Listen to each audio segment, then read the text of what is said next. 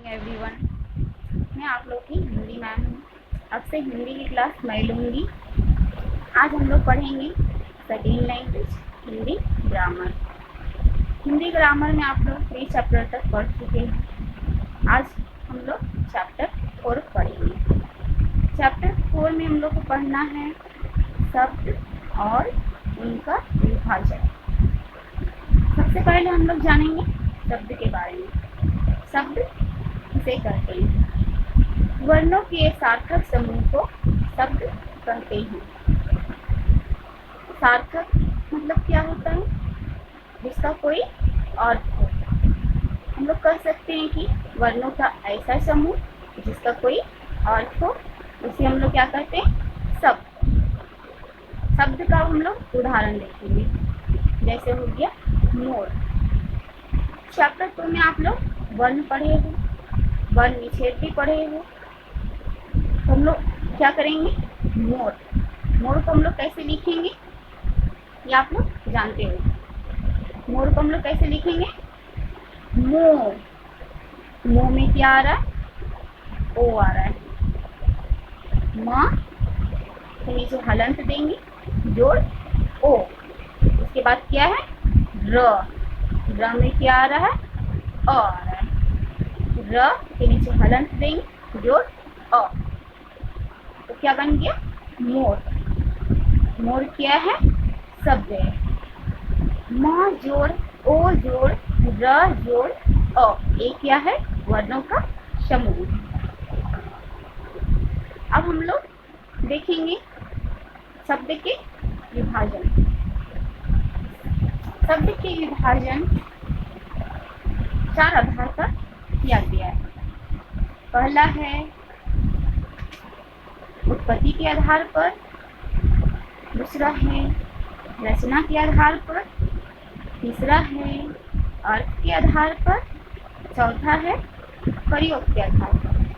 पहला क्या है? उत्पत्ति या स्रोत के आधार पर, दूसरा रचना के आधार पर, तीसरा अर्थ के आधार पर, चौथा प्रयोग के आधार पर। उत्पत्ति पहला हम लोग क्या पढ़ेंगे? उत्पत्ति के आधार पर। उत्पत्ति यानी हिंदी भाषा में शब्दों का आगमन कहाँ से और किस भाषा से हुआ। उत्पत्ति मतलब क्या होता है? हिंदी भाषा में शब्दों का आगमन कहाँ और किस भाषा से हुआ, इसमें हम लोग जानेंगे। उत्पत्ति के आधार पर शब्दों के 5 भेद हैं। उत्पत्ति के आधार पर शब्द के कितने भेद हैं? 5। पहला है तत्सम शब्द। पहला क्या है? तत्सम शब्द।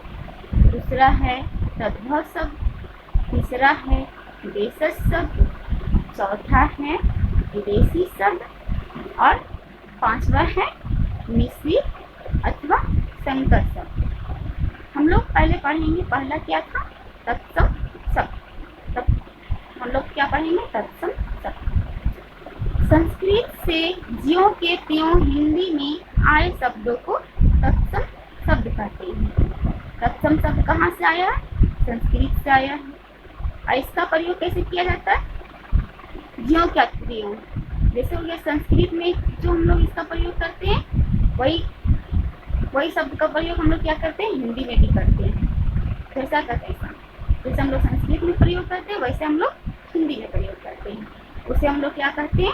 तत्सम शब्द। जैसे अग्नि, दिशा, वानर, पृथ्वी, पूर्व, अश्रु आदि। अब हम लोग पढ़ेंगे सेकेंड में तद्भव शब्द। संस्कृत भाषा से विकसित हुए शब्द तद्भव कहलाते हैं। तद्भव क्या कहलाते हैं? संस्कृत भाषा से विकसित हुए मतलब संस्कृत भाषा से परिवर्तन हुए शब्द। संस्कृत भाषा से परिवर्तन हुए शब्द क्या कहलाते हैं? तद्भव। जैसे आग, किसान, गधा, बंदर, धरती, पूरक। जैसे हम लोग तत्सम में हम लोग क्या पढ़े थे? अग्नि। तद्भव में परिवर्तन होके क्या हो गया? अग्नि का आग हो तत्सम में हम लोग क्या पढ़े थे? कृषक। तद्भव में परिवर्तन होके क्या हो गया? किसान। तत्सम में हम लोग क्या पढ़े थे? वानर। और तद्भव में परिवर्तन होके क्या हो गया? बंदर। तत्सम में हम लोग क्या पढ़े थे? पृथ्वी। और तद्भव में परिवर्तन होके क्या हो गया? धरती। तत्सम में हम लोग क्या पढ़े थे? पूर्व। और तद्भव में परिवर्तन होके क्या हो गया? पूरा। इस तरह से क्या हुआ? तद्भव में क्या हुआ? संस्कृत भाषा से परिवर्तन हो गया। और तत्सम शब्द में क्या था? संस्कृत भाषा से ज्यों के त्यों हिंदी भाषा में आया था। तो वैसा शब्द जो संस्कृत भाषा में हम लोग प्रयोग करते हैं और हिंदी भाषा में प्रयोग करते हैं, उसे हम लोग क्या करते हैं? तत्सम शब्द। और तद्भव शब्द में संस्कृत भाषा से विकसित हुए शब्द तद्भव शब्द कहलाते हैं। तत्सम और तद्भव आप लोग समझते हैं। तीसरा नंबर में हम लोग को क्या है? देशज शब्द। देशज शब्द, देशज का अर्थ क्या होता है?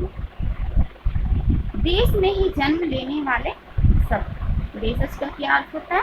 देश में जन्म लेने वाले शब्द। तो वह शब्द जो देश में जन्म लिया, या फिर ग्राम से, मतलब अपने देश में ही जो शब्द को हम लोग प्रयोग करते हैं उसे हम लोग क्या करते हैं? देशज शब्द करते हैं। जैसे हो गया खटिया, लोटा, लाठी, पगड़ी। ये सब कहाँ से जन्म लिया है? देश से या ग्राम से। ये सब क्या कहलाएं? देशज शब्द कहलाएं।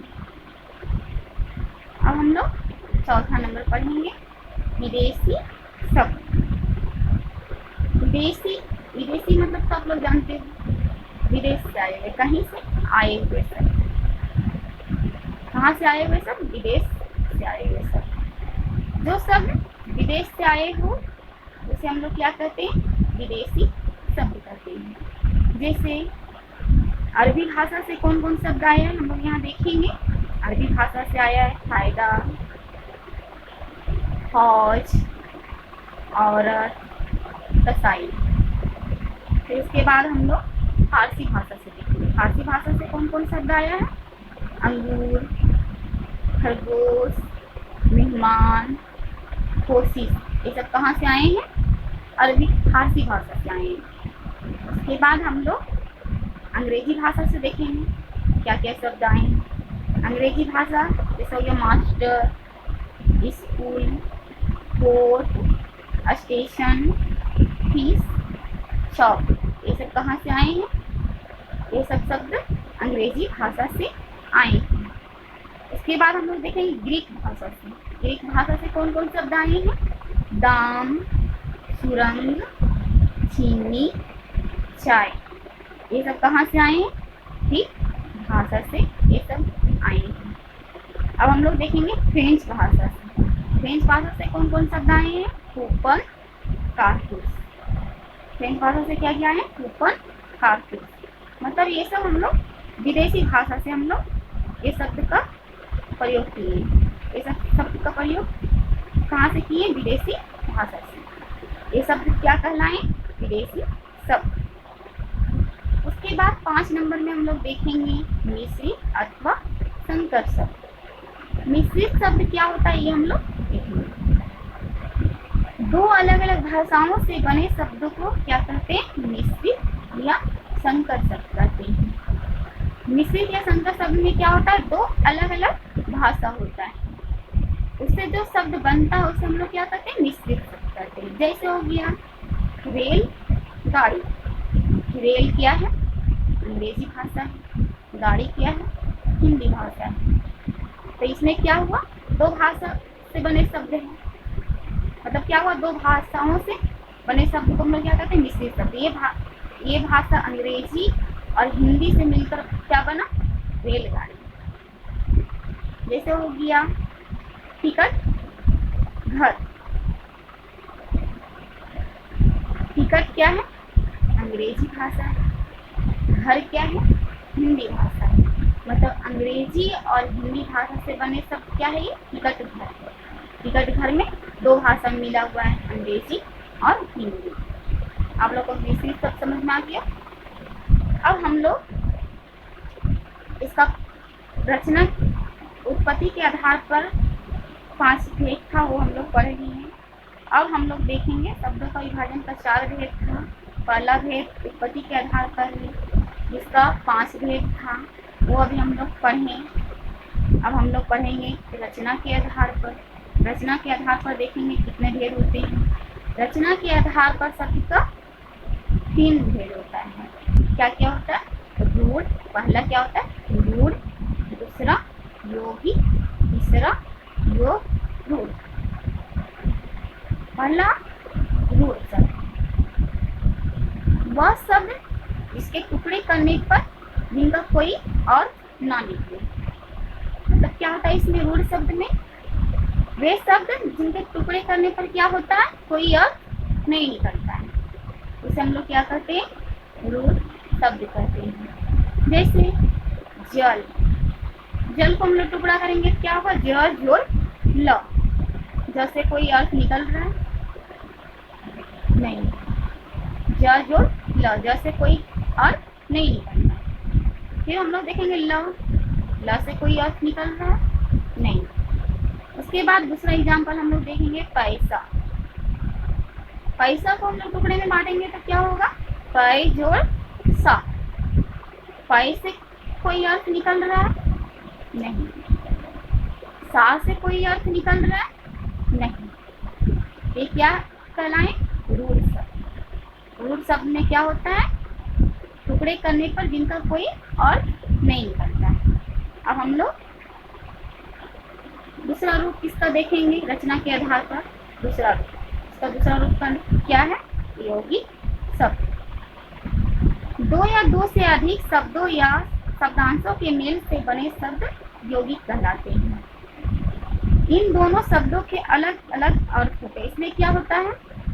दो या दो से अधिक शब्दों का मेल से जो शब्द बनता है उसे हम लोग क्या कहते हैं? यौगिक शब्द कहते हैं। और इन दोनों का जो शब्दों का क्या होता है? अलग अलग अर्थ होता है। इसमें क्या होता है? दोनों जो शब्द को मिलाकर जो हम लोग शब्द बनाते हैं उसे हम लोग यौगिक शब्द कहते हैं। और जो दो हम लोग अलग अलग शब्दों को मिलाते हैं इन लोगों को क्या होता है? अलग अलग अर्थ होता है। जैसे हो गया धनवान। धनवान को हम लोग अलग अलग शब्द में बांट सकते हैं, जैसे धन जोड़ वान। धन का मतलब तो आप लोग जानते हो, पैसा। वान का मतलब युक्त होना, मतलब इसका क्या हो रहा है? अलग अलग अर्थ हो रहा है। और रूढ़ शब्द में क्या था? उसको हम लोग टुकड़ा में बांट दिए थे, लेकिन उसका कोई अर्थ नहीं निकल रहा था। इसमें अलग अलग अर्थ निकल रहा है। उसके बाद हम लोग दूसरा उदाहरण देखेंगे, पुस्तकालय। पुस्तकालय को हम लोग अलग अलग करेंगे तो क्या होगा? पुस्तक जोड़ आलय। पुस्तक का मतलब भी आप लोग जानते हो, पुस्तक का मतलब होता है किताब। आलय का मतलब क्या होता है? घर। मतलब इसमें भी क्या हो रहा है? अलग अलग अर्थ निकल रहा है। इसका तीसरा एग्जाम्पल हम लोग देखेंगे, पाठशाला।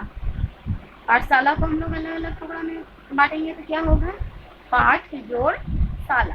पाठ मतलब आप लोग जानते हो, पाठ मतलब होता है पढ़ना। शाला मतलब होता है घर। शाला का मतलब क्या होता है? घर। इसमें भी क्या हो रहा है? अलग अलग अर्थ निकल रहा है। तो रूढ़ शब्द आप लोग जान गए, यौगिक शब्द आप लोग जान गए। अब इसका तीसरा रूप क्या है?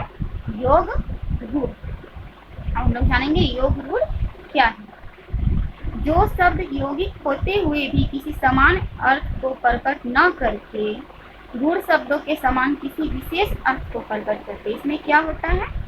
यौगिक होते हैं लेकिन क्या करते? समान अर्थ को प्रकट न करके विशेष अर्थ को प्रकट करते। इसमें क्या करते हैं? समान अर्थ को प्रकट न करके विशेष अर्थ को प्रकट करते हैं। उसे हम लोग क्या करते हैं? योग रूढ़ शब्द कहते हैं। जैसे हो गया, इसका उदाहरण हम लोग देखेंगे, लंबोदर। लंबोदर को हम लोग अलग अलग करेंगे तो क्या होगा? लंबा जोड़ उदर। क्या होगा? लंबा जोड़ उदर। आप लोग संधि विच्छेद पढ़े ही हो संधि में, तो इसमें हम लोग क्या कर रहे हैं? इसका लंबोदर का अलग अलग कर रहे हैं तो क्या हुआ? लंबा जोड़ उदर। लंबा का अर्थ तो होता है लंबा, ये तो आप लोग जानते हो। उदर का अर्थ होता है बड़े पेट वाला। आप लोग जानते हो बड़े पेट वाला कौन है? गणेश। सभी लोग हम लोग जानते हैं कि गणेश का बड़े पेट है। मतलब इसमें क्या हो रहा है? विशेष अर्थ बता रहा है। इसमें बड़े पेट वाला क्या बता रहा है? विशेष अर्थ, मतलब बड़े पेट वाला। ठीक है, इसमें समान अर्थ ना बताकर क्या बता रहा है? विशेष अर्थ बता रहा है। तो इसको हम लोग क्या बोलते हैं? योग रूढ़ शब्द। इसका दूसरा उदाहरण हम लोग देखेंगे, गिरिधर। गिरिधर, इसको हम गिरिधर को हम लोग अलग अलग करेंगे तो क्या होगा? गिरी जोड़ धर। गिरी मतलब क्या होता है? पर्वत। धर का मतलब होता है धारण करने वाला, पर्वत धारण करने वाला। यानी कृष्ण। आप लोग कृष्णा में तो देखे ही होंगे, कृष्ण भगवान क्या करते हैं? पर्वत को धारण करते हैं। आप लोग सभी लोग देखे होंगे टीवी में कि कृष्ण भगवान क्या करते हैं? पर्वत को धारण करते हैं, मतलब धारण कर। तो इसमें क्या हो रहा है? विशेष अर्थ बता रहा है, धारण करने वाला। इसमें क्या बता रहा है? समान अर्थ न देकर विशेष अर्थ बता रहा है। उसे हम लोग क्या करते हैं? योग रूढ़। योग रूढ़ आप लोग समझ चुके हो। हम लोग आज शब्द के बारे में पढ़ें और शब्द के विभाजन के बारे में भी पढ़ें। शब्द के दो विभाजन के बारे में हम लोग पढ़ें, उत्पत्ति के आधार पर और रचना के आधार पर। अब हम लोग अर्थ के आधार पर और प्रयोग के आधार पर हम लोग नेक्स्ट डे पढ़ेंगे। नेक्स्ट वीडियो में मैं अपलोड कर दूंगी। Okay, bye.